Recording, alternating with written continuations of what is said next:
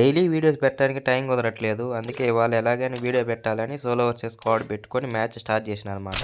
ఇక ఫస్ట్ గా పీక్ దగ్గర జంప్ చేసి పీక్ లో దిగంగానే MP5 దొరికింది. అది తీసుకొని మొత్తం లూట్ చేసుకొని విండ్ మిషన్ దగ్గరికి వెళ్ళాక ఇక్కడ ఒక ఎనిమి దొరికాడు.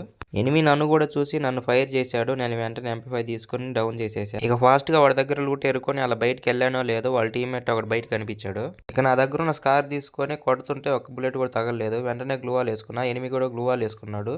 ఇక నా దగ్గర ఉన్న FGL గన్నుతో 90 డ్యామేజ్ ఇచ్చి వాడి మీదకి రష్కి ఎక్కాను. అక్కడికి వెళ్ళేసరికి వాడు లేడు, గోడ చాటుకి వెళ్ళిపోయాడు.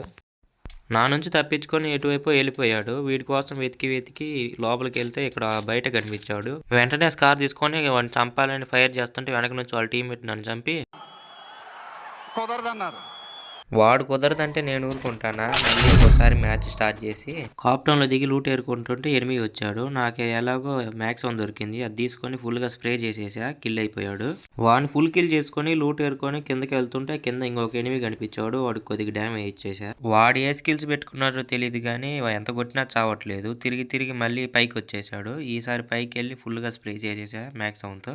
అక్కడ వాడిని ఫుల్ కిల్ చేసుకొని లూట్ ఏరుకొని బయటకు వస్తే బయట వేరే ఇంటి మీద ఇంకొక ఎడివి కనిపించాడు. వాడిని కూడా వదలకుండా వించెస్టర్ గన్తో ఫుల్ గా డ్యామేజ్ ఇచ్చి డౌన్ చేసేసి కింద నుంచి వెళ్తుంటే ఇంకొక అమ్మాయి ఎదురొచ్చి దాన్ని కూడా మ్యాక్సిమం తీసుకొని ఫుల్ కిల్ చేసేసి వాడి దగ్గరికి వెళ్తుంటే వాడు కూడా ఫుల్ కిల్ అయిపోయాడు. ఇక్కడ మొత్తం లూట్ ఏరుకొని జీబీ వేసుకొని పైకి వెళ్ళి ఇట్లిస్ట్ వేసి పీక్ దగ్గరికి వెళ్ళేసరికి ఒక స్క్వాడ్ కనిపించింది. ఇక్కడికి నేను వచ్చేలోపే ఆల్రెడీ క్రాస్ ఫైర్ అవుతుంది. ఇక వెంటనే నా దగ్గర ఉన్న గన్ తీసుకొని ఒక డౌన్ చేసి వాడిని ఫుల్ కిల్ చేసుకున్నా. ఇంకొకరిని ఫుల్ కిల్ చేసేలోపు వాళ్ళ టీమ్మేట్ వచ్చి గ్లూ వాల్ వేసి వాడికి రివైవ్ చేస్తున్నాడు. నేను ఫాస్ట్ గా అక్కడ ఉన్న రాయి దగ్గరికి వెళ్ళి అక్కడ నిలబడ్డా.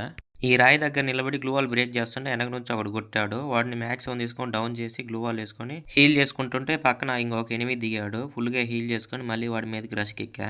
వాడిని ఫుల్ కిల్ చేసుకుంటుంటే ఈ గ్యాప్ లో పక్కన హార్ట్ లో రివైవ్ ఇస్తా ఉన్నారు. వాడిని ఫుల్ కిల్ చేసి వెనక నుంచి ఇంకొకటి కొడుతుంటే వాడిని కొట్టాలని ఫుల్ గా హీల్ చేస్తున్నా. వెనక నుంచి ఇంకొక అమ్మాయి వచ్చి నన్ను కొట్టి కుదరదన్నారు.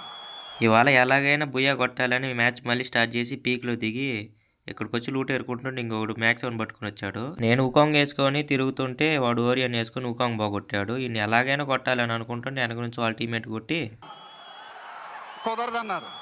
వీళ్ళందరూ ఇన్నిసార్లు కుదరదని అన్నప్పుడు నేను ఎందుకు ఆడటం.